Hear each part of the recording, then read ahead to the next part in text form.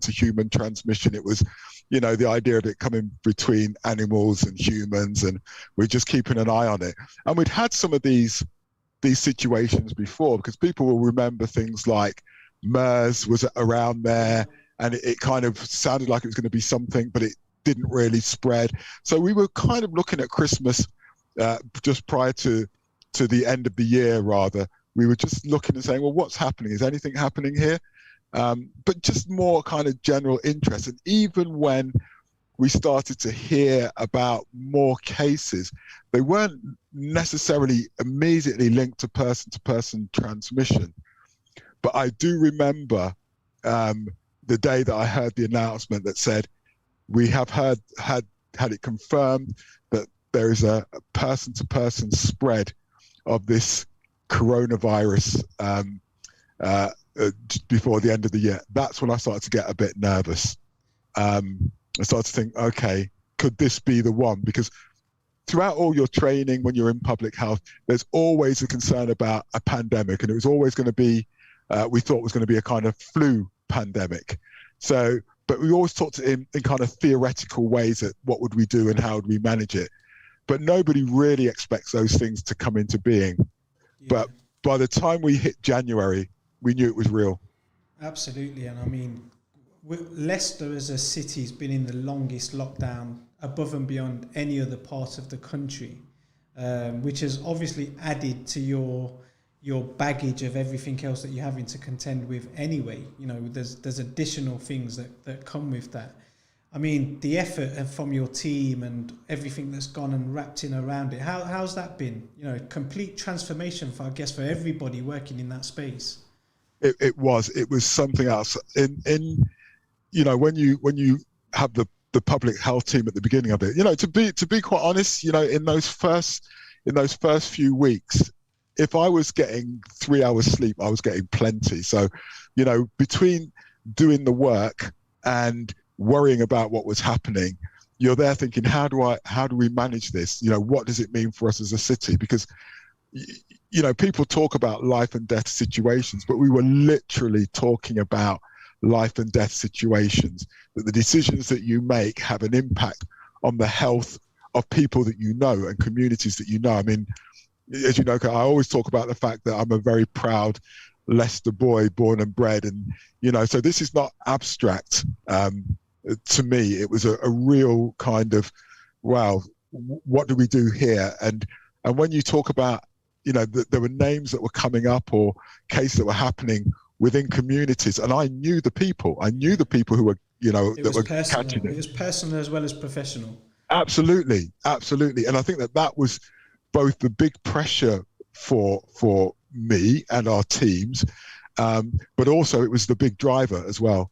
And how lots of people kind of galvanized around to say, we need to do all we can around this.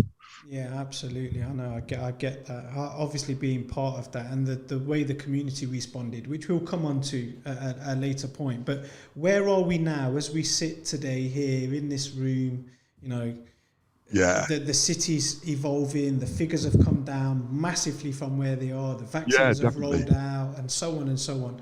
Where are we today? We're in a much better place, obviously. So if you think about where we were.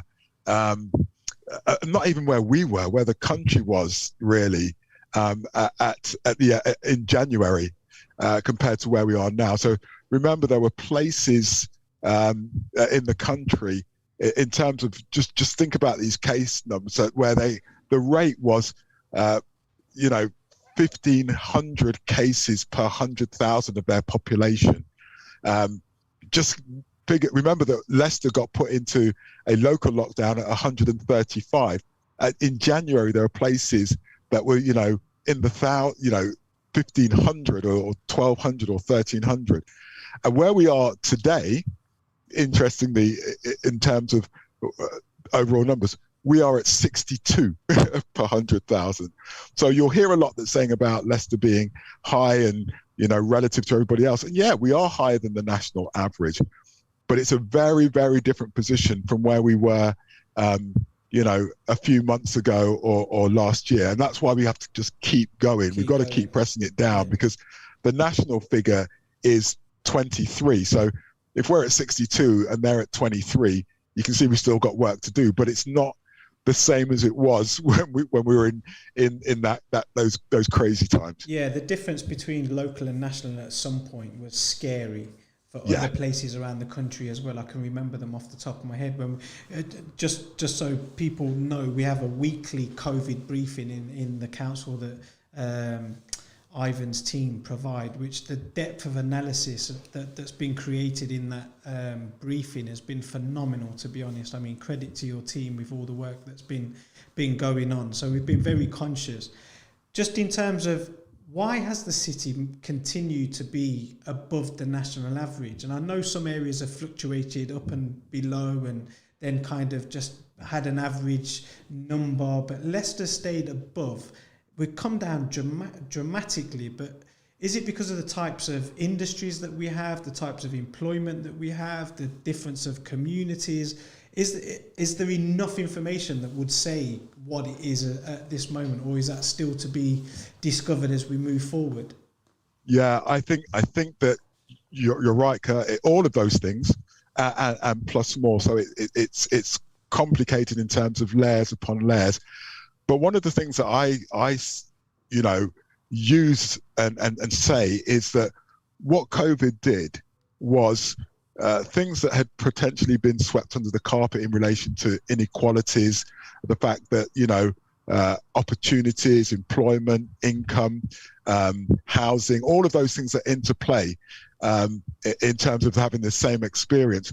When COVID came along, it laid it bare. It really showed that if you don't invest in those communities, if you don't have sort of fairness in the way that you provide healthcare or education or all of those things, what you start to see is what we've seen here in relation to COVID. And it's no surprise that those areas of enduring transmission or that stay at the higher end of that are the areas where, they're not big affluent areas. They are relatively poor areas. And the kind of idea that was kind of floated at the beginning, where they said that COVID would be the great leveler, that everybody would be affected the same. Well, it's just not true.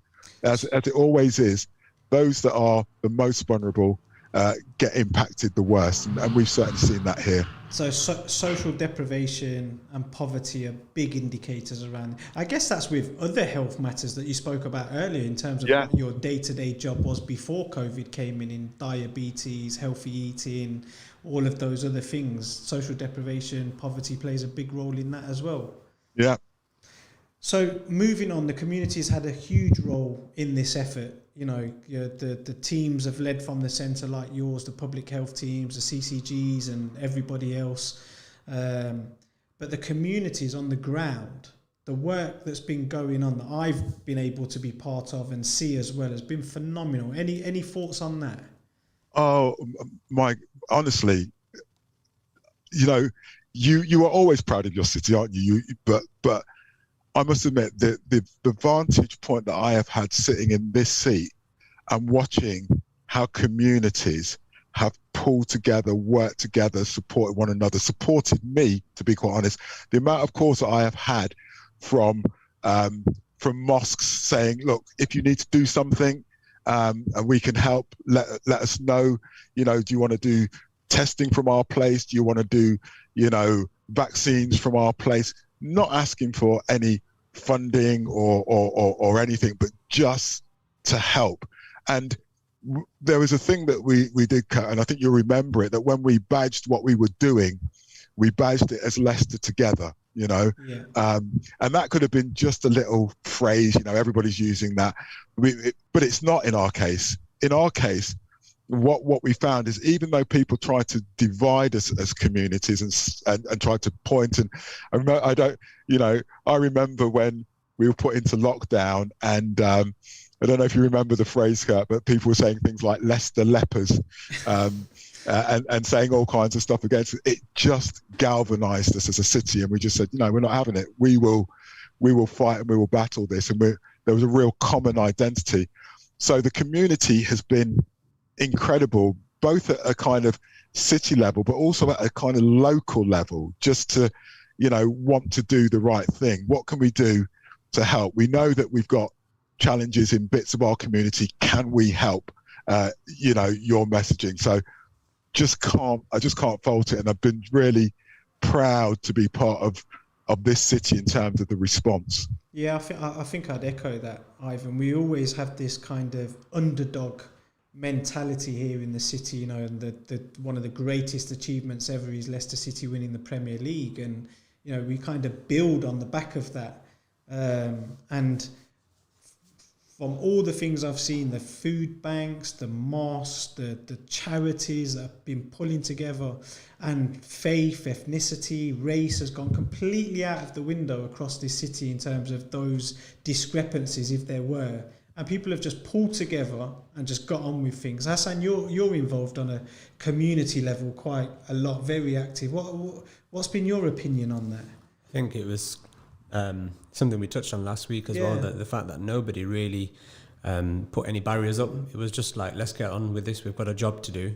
And the underdog story of winning the league, we were unfortunately at the top of the kind of COVID leagues as well, which was unfortunate, but it made people think, do you know what, I'm sick and tired of reading in social media that we're being labelled as such. So it made people, as Ivan says, galvanised and more motivated to say, actually, we will pull through together. And even at a national level, this was stories that were, well represented in the media about Leicester coming forward. Yeah, it's been brilliant. Ivan, a normal day for you, if that exists in your diary at this moment in time, what is a normal day for you in this space right now? So generally what happens is, and this is about pulling together, the other thing is in relation to my team, which was always good, man, have they pulled together on the, I leave things and those guys get it done.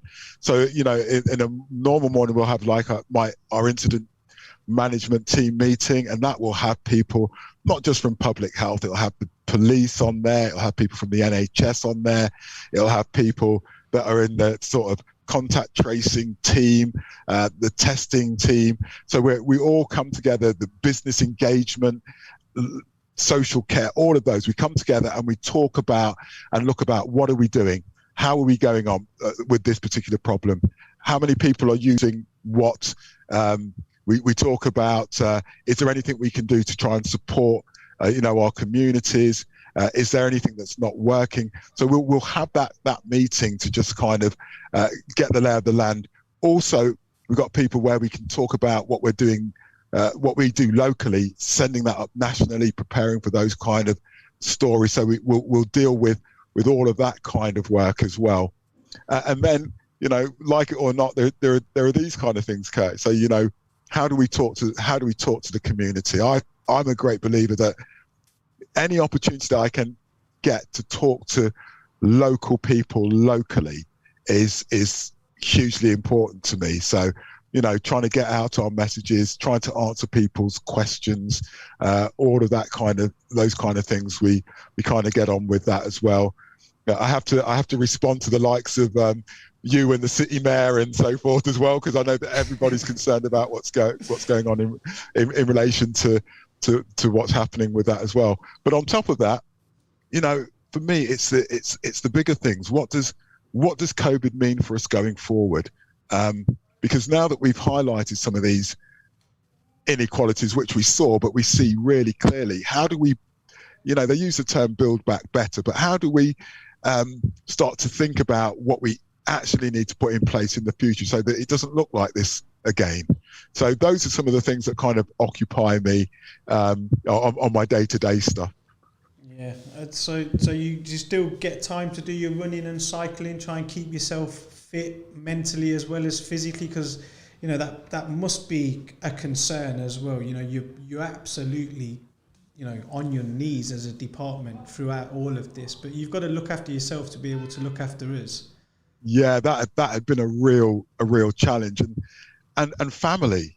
Family has been really tough. I got an amazing and a supportive wife that is kind of carrying the real heavy load in terms of looking after the boys at the moment. But it's definitely not easy, and I'm not.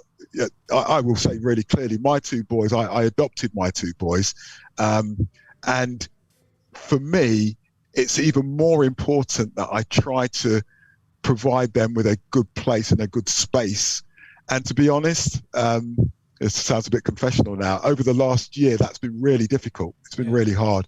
So it sort of has carried a bit of a personal toll in relation to that, but I'm trying to improve that. Work in progress.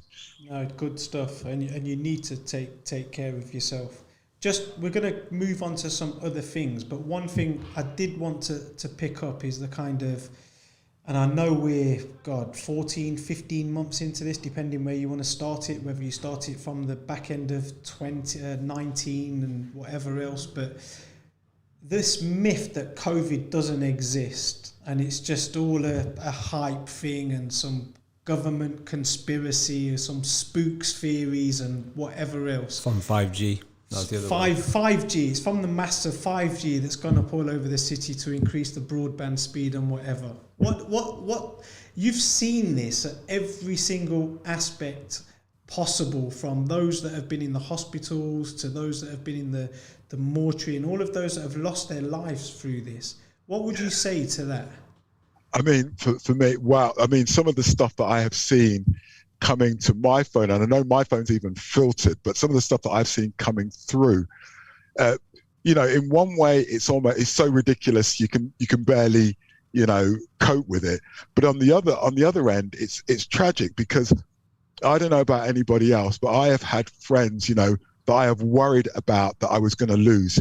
I have got people that I know, young people who aren't with us now over the course of this. And every time somebody says that to me, I think of that person in my head who is not with me today and say, well, you try telling her mom that.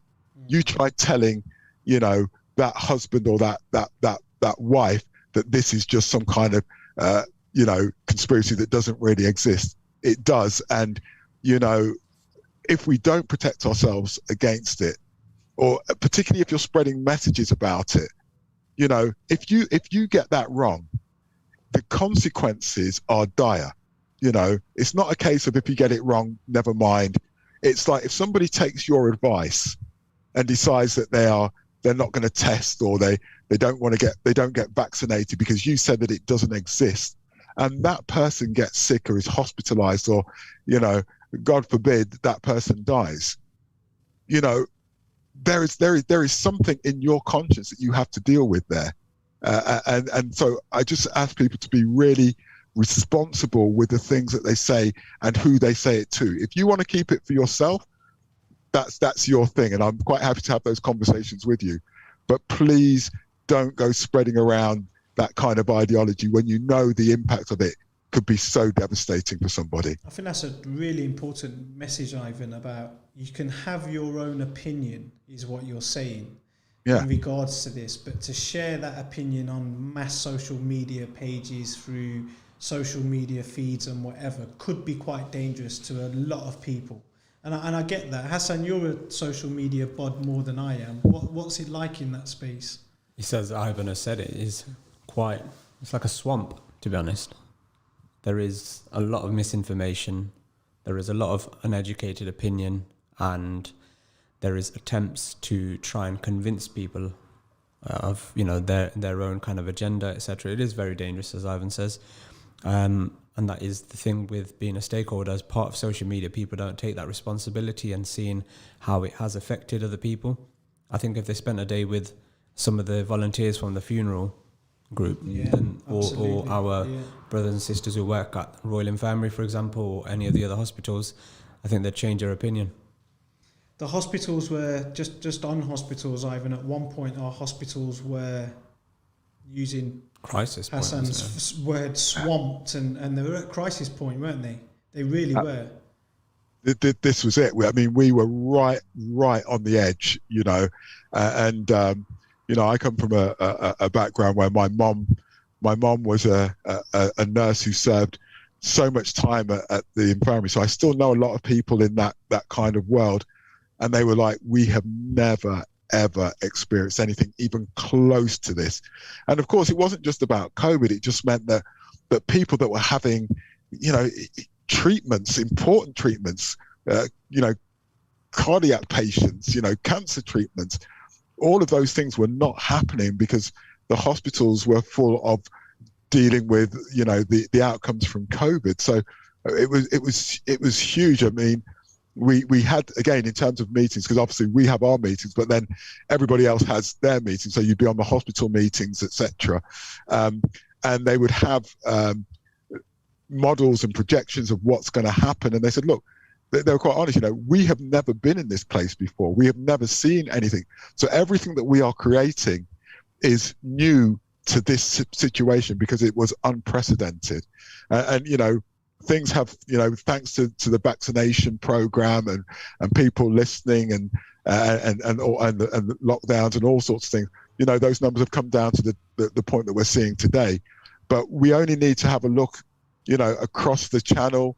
In Europe, we only need to have a look across in India, etc., to say this thing has not gone away, and it is, you know, it's ruthless in terms of how it will absolutely absorb all of your capacity. And it doesn't discriminate either. It does not discriminate. It does not discriminate at all. Because I did say that because, you know, there were some conspirators that almost were saying, well, this is something that is devised to get black people. I say, well, if it was devised for that, it failed miserably because, you know, it's getting everybody. Yeah, it doesn't discriminate, absolutely. I think that the hospital, the NHS, all of that kind of space as well, you know, they've done an outstanding job here in the city, and at one point was doing this national clap for the NHS that kind of lost its momentum in the politics of things, but you know, we won't go into the politics of it. We all know from a community up who's done the heavy lifting in and around this, and they'll be front and centre of that. We're going to take a quick break, Ivan, and we'll be back on the other side. Speak to you soon. Okay, see you then. We're on a break now. How long do we get, Akil?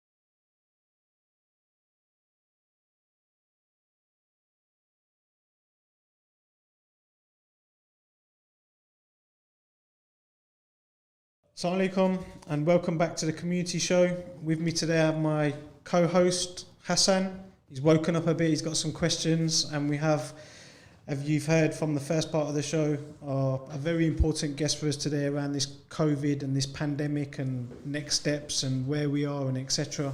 We have Ivan Brown, he's the Director of Public Health here in the city, who's been doing a sterling job, him and his team, to keep the city safe and take us in the right direction. And we had a really interesting chat in the first half.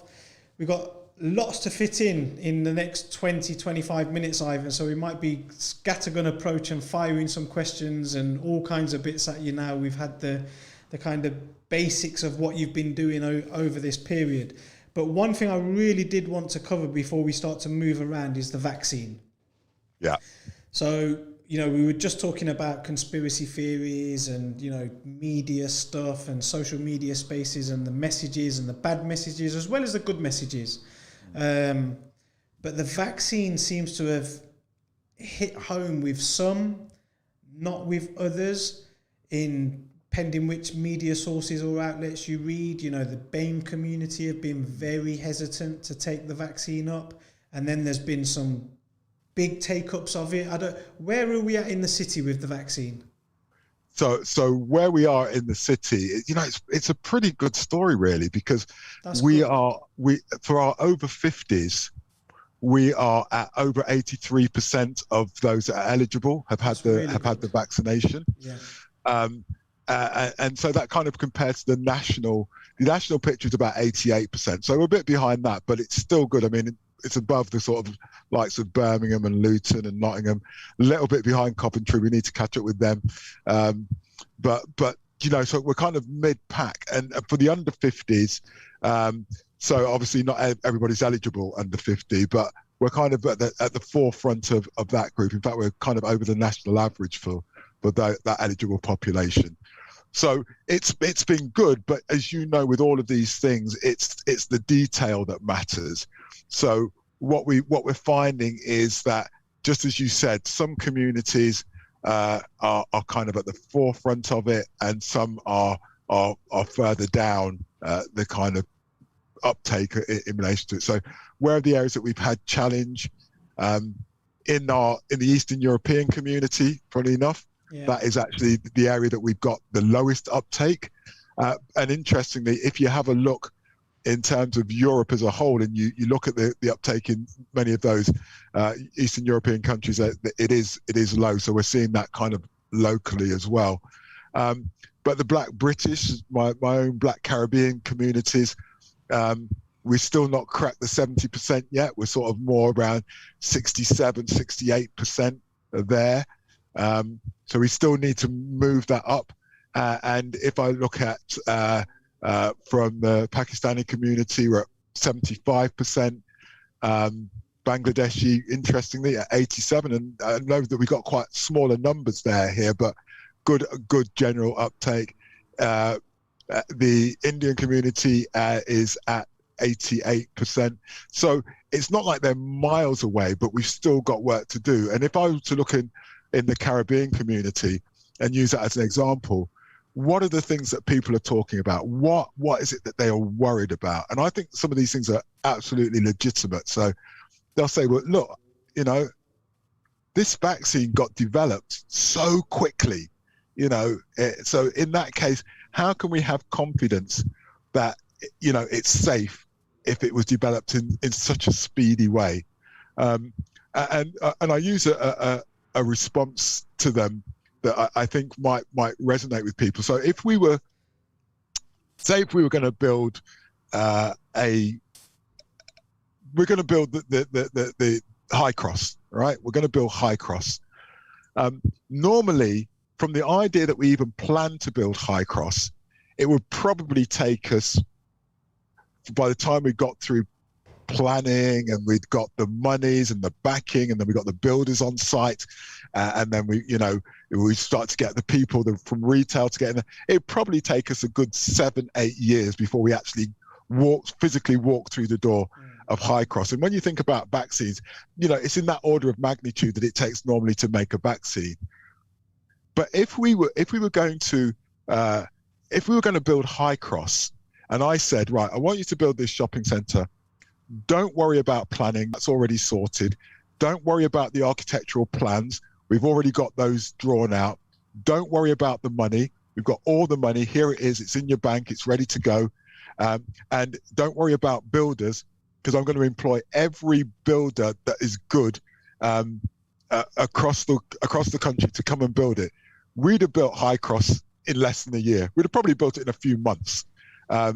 Because we've had all that resource there. Ivan, bloody hell, it probably took you 15 years with some of the builders I know. But I do get your point. I need to talk to you. I need to show you some good builders, man. My dad was a builder, so I'll tell you how it goes. Fair enough. But no, it's a valid point. I get exactly what you're saying. So everybody down tools to focus on the vaccine. Basically. Everybody. And money wasn't an issue. And there was no limits with it. And obviously that's helped massively. So we're doing really well here in the city. More to do. Obviously, always more to do. We want to be at 100%. We want everybody that needs it, wants it. How can you access the vaccine? Right. So in terms of, we've got a number of ways that you can access it. So some of you will have seen that, we've got things like the People's Centre, the sort of mass vaccination centres where you can get hold of it. Through that, your GP is calling you in. So if they've not called you, if you are eligible and you have not received your vaccination in that sort of over 50s group, certainly now you need to call your GP.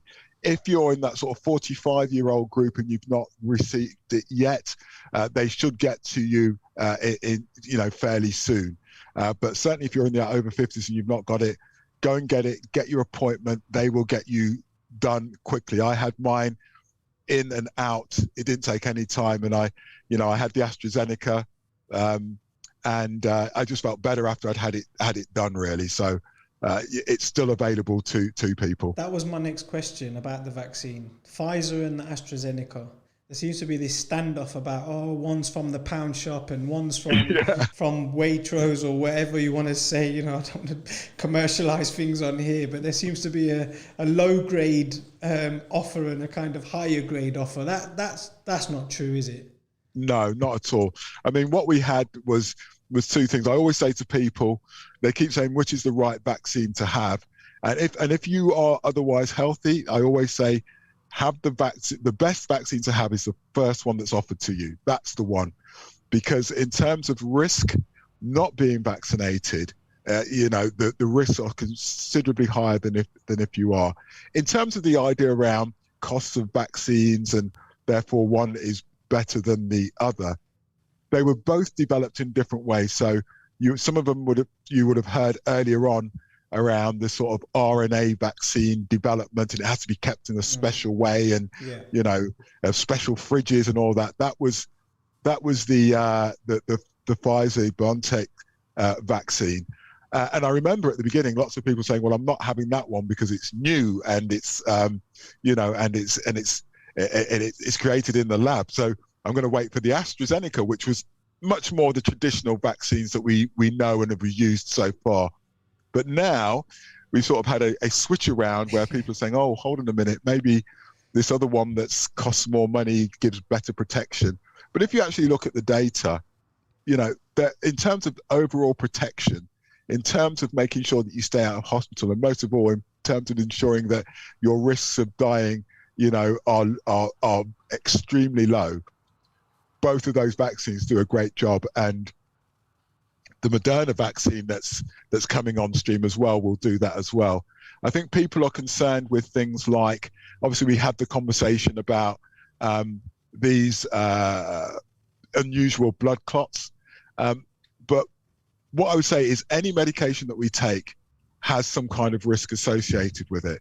For me, the important thing was that we found that it's a one, I think it's 4 in a million if you're under the age of 50 chance of not dying from it, but actually being in a situation where you might be affected in that way. Now, if you were to look at things like aspirin and other medications that we use on a day-to-day basis, that just pales into insignificance in terms of the risk. And if you think about the risk of clotting that comes from having COVID itself, well, I mean, that's just huge. So I just ask people to look at it from a risk point of view and not just look at the headlines. See what sits behind it. Okay, we've got to move through now. We're jogging on. I'm going to bring Hassan in. He's itching to ask you some questions. Only one question. Just one thing that's quite fresh and new and will affect our communities quite a lot is the Indian variant that's being spoke of, and now it's become a red zone and flights have been stopped as of 4 a.m. this morning and so on and so on. Is that here? Is it a worry and a concern? Do we need to be doing anything different as a community to make sure that things are okay and keep going in the right direction? Yeah, that's a great question. So wherever you've got viruses, you've got variants. And we know that because every year, some of you will know, we have flu, and each year we have to change the vaccine because obviously flu changes and moves around. No different with this. So we're not surprised when we start to see changes starting to take place. Do we have cases here? We've not been notified of any variants that we've had here in Leicester in relation to the Indian variant. That doesn't mean that it's not. It just means that we haven't detected anything, and that's why we are paying really close attention to international travel as a whole, to be fair, because it's not just India. It could be other parts of the world that are on amber alert. So we're trying to make sure that people who have traveled in, that they are getting tested and that it is getting typed so that we know what we're dealing with.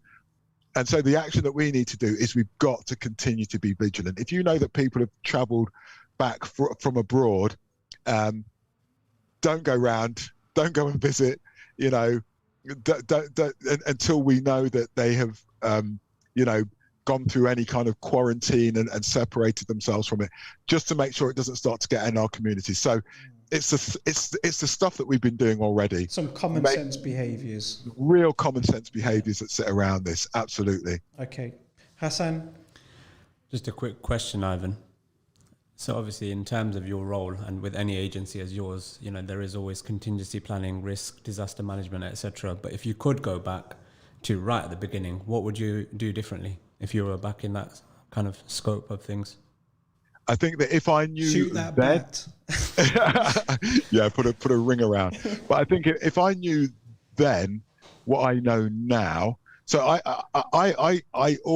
think we all knew that this was going to come. But I think if people remembered at the beginning, there was a kind of narrative that sort of said it's a bit like flu,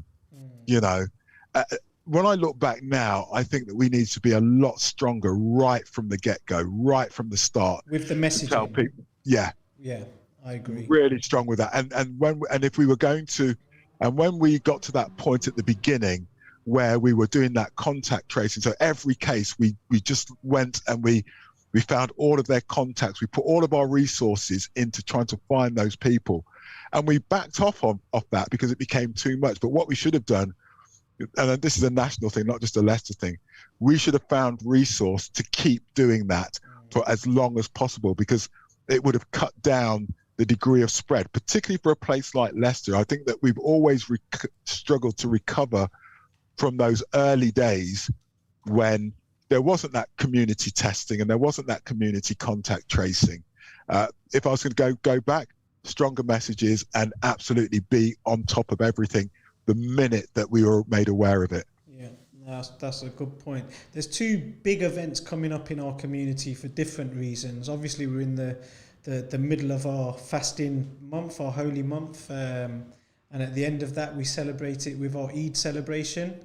It's going to be different again because the next set of easement rules come in on May the 17th, and Eid will be around 12th or 13th or 14th, depending when you've started. So again, we're kind of restricted to 6 people in the back garden and socially distanced stuff outside parks and so on and so on.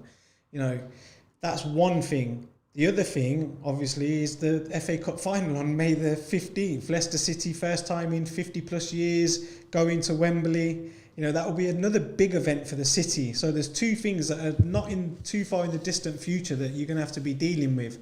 Any kind of messages for that? Yeah, faith and football, Kirk, the two big ones. Faith and football, two things you never talk about at the dinner table. And politics, 3.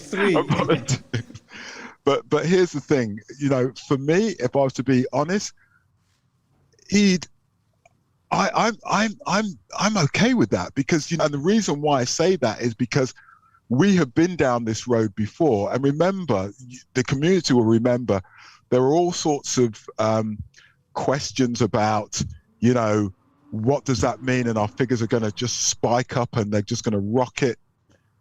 It didn't happen. You know why? Because the community took charge of it. They were very, very clear, and they made sure that they complied with that. So I think for me, when it comes to Eid, I would just ask, can you just do it the way that you did it last time? Yeah. Because and we didn't see that. even now, sorry to cut across you, Ivan, the way the mosques are managing the worshippers in that space, and the other religious organisations as well, has been brilliant. I've visited a number of different places, and I have to say, take my hat off to them. The volunteers and everybody that's doing that have been amazing. So, you're just echoing what I've seen physically. Absolutely. The community took it seriously, and I want them, and I know they will, continue to take it seriously. And this time they found ways of sharing the joy without having the risks of transmission and so forth. So for that bit, it's more of the same for this period. The football one is a little bit more tricky, to be quite honest. Really, you surprised me. The football one is more tricky, and I think, maybe we'll utilise some of the things that we've seen within our faith communities to talk to around the wider communities as well, which says you've got to be responsible. And I know that you guys want to be together, and I know you want to share the experience, but let's look at new ways of being able to share that experience. So, we can link up now. I've got my wife does some really odd things. Oh, actually, she might be listening. So anyway, I better be careful with that. But she will watch a program, and I think that the current flavour is Line of Duty, but she will manage to watch that with other friends who are also watching it over Zoom or whatever it is. So they're sharing the whole experience, but they're all in their own respective homes and houses. Like a virtual cinema. It is like a virtual cinema. So they find ways around it. They find ways through it. And I think we've got to really talk to, all of us who are really passionate about what's happening with our local club. I mean, this is seismic stuff, isn't it? Crazy. City being in an FA Cup final. We don't want to lose the joy and passion of that, but we still need to do it safely. So we'll use some of the learning from this, and we'll pass it on. We've got 40 seconds, Ivan. I've got two asks, community asks. One is, we need some messaging on this radio station about the situation, something that we can do. So I'll be really appreciative with the radio station if you can get some messaging done that we can just roll out for the community, just so it sticks and people are doing the right things. Okay, so that's one ask. The other ask, you mentioned about vaccines and testing and so on. Some of the community groups have already reached out about having that availability for you to come and do stuff. If you want to do stuff in the community, we're here for you to come and do whatever you want. Thanks very much. And thank you. I've got 3 seconds. Ivan, thank you very much. You've been a star today. Much appreciated. We'll speak to you soon.